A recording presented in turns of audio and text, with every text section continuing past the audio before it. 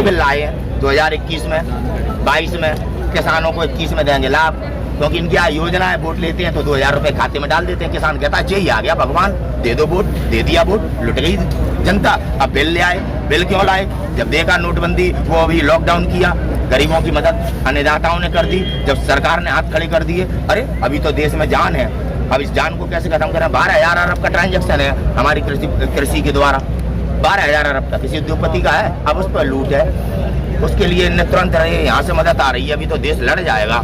बना दी साजिश, ले आए बिल बना के, कहाँ पास हुआ? जब कोरोना चल रहा है, बिल पास कराने की क्या जरूरत थी? हमारे देश में कोई जरूरत नहीं थी। देखो अंबानी अडानी ने गोदाम बना लिए, अंबानी अडानी ने गोदाम बना लिए, उसके बाद बिल पास हो रहा है। इनके षड्यंत्रकारियों का राष्ट्र और देश कितना सर्वोपरि है समझ में आ रहा है। अरे अंबानी अडानी के लिए काम करने वाले देश का राष्ट्र और सर्वोपरि के नाम पर आपको गुमराह कर रहे हैं। हाँ। नौजवान बेरोजगार हो गए। ये आंदोलन किसानों का शुरू हुआ था। अच्छा नितिन जी, आजकल जो किसान आंदोलन चल रहे हैं दिल्ली के आसपास बड़ी संख्या में, वहाँ पर एक जो दूरसंचार कंपनी है उसका बड़े पैमाने पर विरोध हो रहा है और जो मोबाइल सिम वो भी पोर्ट किए जा रहे हैं। ये अंबानी अडानी हमारे देश को खरीद रहे हैं, हम क्या मूर्ख हैं जो इनकी सिम चलाएंगे? थोड़ा महंगा चला लेंगे, आज एयरटेल चलाएंगे, एयरटेल करेंगे और सिम यूज करेंगे। वो तो देश का परम गद्दार होगा जो अंबानी अडानी और पतंजलि का जो आज सामान यूज करेगा। हम देश के किसान यहाँ सर्दों पे मारे जा रहे हैं, हमारा ही पैसा लेके हम पे गोली चलाएंगे। आज देश के जनता को और देश के गरीब को इनका टोटल बहिष्कार करना पड़ेगा। ये हमारे देश के वो गद्दार हैं जिन्होंने हमारी मातृभूमि पे आंख गड़ाई और ऐसा बिल बना के दिया जिसके पीछे आज मोदी हमें आतंकवादी कह रहा है। हमने, आप कहते हो जनता ने चुना, आज जनता कह रही है ये बिल हमें नहीं चाहिए। पतंजलि से क्या कहा? पतंजलि बाबा रामदेव भ्रष्टाचार के खिलाफ लड़ने आया था, आज कहाँ है? प्रधानमंत्री केयर फंड की पारदर्शिता पे बात क्यों नहीं करता? कहाँ है 15 लाख? कहाँ है 2 करोड़ रोजगार? आज पेट्रोल पे 50% टैक्स लगा रहा है हमारी भारत सरकार और ये मोदी। किसी दुनिया के देश में नहीं लग रहा इतना टैक्स जितना मोदी की सरकार ने लगाया है। अब भ्रष्टाचार नहीं दिखाई दे रहा। 35 रुपए की पेट्रोल दिलवाने आया था भाई साहब, कहाँ मर गया जी बाबा रामदेव? आ जाए ना यहाँ पे गाजीपुर बॉर्डर पे, तब हमें से बताएं जी बाबा है कि हम बाबा है। लेकिन नितिन जी, जो विपक्ष में लोग हैं जो वो बिल्कुल विरोध नहीं कर रहे हैं चीजों का। विपक्ष के लोगों ने चूड़ी पहन ली है, चूड़ी पहन ली है। विपक्ष के लोग जेल जाने से डर रहे हैं। विपक्ष के लोगों में इतनी दम नहीं है क्योंकि जेबी लुटेरे हैं ना। अगर इनमें दम है तो आ जाओ मैदान में, आ जाओ मैदान में, देखे पड़े हैं। विपक्ष पार्टी कहाँ जय में आओगे क्या? ये तो जन आंदोलन बन गया। हर देश का पीड़ित यहाँ आ रहा है। मैं तो कहता हूँ संजीव भट्ट की पत्नी को भी आना चाहिए। मैं तो कहता हूँ जज लोहिया की पत्नी को भी। मैं तो कहता हूँ पुलवामा में जिनके बेटे शहीद हुए उनके परिवार को भी आना चाहिए। मैं तो कहता हूँ जिसके साथ अन्याय हुआ है वो इस आंदोलन में आए और इस सरकार के खिलाफ अपनी पूरी ताकत दिखाए। किसान पढ़े लिखे नहीं है, कौन कह रहा है? ये सारा जो सत्ता में बैठे हुए हैं कह रहे हैं किसान जो गुमराह हो गए, पढ़े लिखे नहीं है। ये इन्होंने बिल पढ़ा नहीं है। ये मोदी कितना पढ़ा लिखा है? प्रधानमंत्री है, कितना पढ़ा लिखा है मोदी? आ जाए इसको किस क्लास दे देंगे, ट्यूशन दे देंगे इसके बच्चों को और इसके परिवार को, मोदी के परिवार को। ये तड़ीपार कितना पढ़ा लिखा है? कितना पढ़ा लिखा है? मनमोहन सिंह जी बताए जो हमारे पूर्व प्रधानमंत्री थे, अगर दुनिया में किसी भी देश का राष्ट्रपति हो डिग्री मिलाएगा ना तो पीछे हट जाएगा। गोल्ड मेडलिस्ट आदमी है जिन्हें ये कहते थे कि गूंगा है। अब भारतीय जनता पार्टी के कौन से नेता के मुंह में आवाज है? खुद रिमोट कंट्रोल की सरकार बन गए। एक भी भारतीय जनता पार्टी के नेता की चुल्लू भर औकात नहीं है। आगे आने वाले समय में इनके खानदान का बच्चे एक वोट ले ले जिन्होंने हमारी जमीन के खिलाफ ऐसे बिल में जिन्होंने समर्थन दिया है। एक भी भाजपा का सांसद और विधायक चुनाव जीत के दिखा दे। 2022 में आदित्यनाथ योगी चुनाव लड़ेंगे उत्तर प्रदेश में। 2022 में आदित्यनाथ योगी चुनाव लड़ेंगे, देखेंगे ना कौन वोट देगा। अमित शाह कह रहे हैं 50 साल रहेंगे, कोई रोकने वाला नहीं है। आ जाए तो 2024 देख लो, 2024 देख लो, बहुत दूर थोड़ी है। अभी किसान यहाँ डटे हैं, इनकी मांगे पूरी नहीं होंगी तो सरकार लोकतंत्र से चलती है, इनकी बपौती से नहीं चल रही। संविधान में जितनी हमारी भी कोई एक सीमा है उतनी प्रधानमंत्री की भी सीमा है। संविधान में एक न्यायपालिका की भी सीमा है। कोई देश का बाप नहीं है और संविधान में प्रत्येक देश के नागरिक के अधिकार हैं। इस संविधान के खिलाफ कार्य करने वाली सरकार को देश उखाड़ के फेंक देगा। आज ये सुन लो, पहले बात सुनो। आज ये जन जन का आंदोलन है। इस आंदोलन को प्रभावित करने का पूरा कार्य कर रहे हैं ये अंबानी अडानी उद्योगपति और ये भारतीय जनता पार्टी।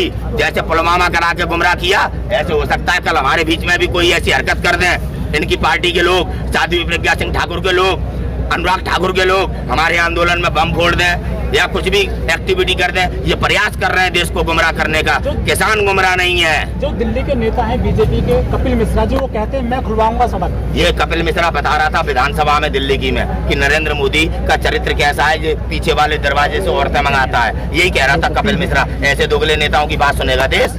ऐसे दोगले नेताओं की बात सुनेगा देश? ऐसे दोगले नेताओं की क्या किसान को उल्लू समझा है? आज किसान सड़कों पे जो उल्लू नहीं है, आई समझ में? इसे उल्लू मत समझना। 73 साल से हमारा शोषण, दोगले ने अभी जमुना पार में दंगा उसी दोगले। अरे सुनो, 73 साल से हमारा शोषण हो रहा है। आप शोषण नहीं कराएंगे। किसान अपनी फसल पैदा करेगा और अपने किसान अपनी फसल के मूल्य तय करेगा। अब किसान जब लौटेगा दिल्ली से, हम किसी के बाप के गुलाम नहीं है भाई। बिस्लरी की अरे रुको यार, बिस्लरी की बोतल बनाओगे, अपना MRP डालोगे, है? हम गेहूं पैदा करेंगे, तुम MRP डालोगे। अब ये किसान जागरूक हो गया है, हम फसल पैदा करेंगे और MRP भी हम डालेंगे। हमें हमारे अधिकार चाहिए, संविधान हमें अधिकार देता है। अब ये लड़ाई अपने अधिकार लेके ही जाएंगे। अंबानी अडानी हमारी फसल की कीमत तय नहीं करेंगे। सुन लेना अंबानी अडानी, इस देश से बने हो और ये देश ही तुम्हें मिटाएगा। लेकिन प्रधानमंत्री कच्छ में जाकर किसानों से मिल रहे हैं यहाँ तो। अरे प्रधानमंत्री अगर किसानों से मिलता तो यहाँ पे नहीं आता। किसान कच्छ में है कि यहाँ पे बॉर्डर पे डले हैं? ये तो अपने आराम से घूम रहा है, कह रहा था गरीब हूँ फकीर हूँ। यहाँ पे किसान डले हैं। कहाँ गई तेरी गरीबाई वो फकीर आई? अब तू AC में बैठ के, हीटर में बैठ के कमरे में मिल रहा है। यहाँ सिंधु बॉर्डर पे वो कच्छ वाले किसान नहीं है। कौन से ये 10 जो इसे समर्थन दे गए ये किसान है? जो कल मिले प्रधानमंत्री जी बैठ कर बातचीत। कौन मिले, नाम बताओ।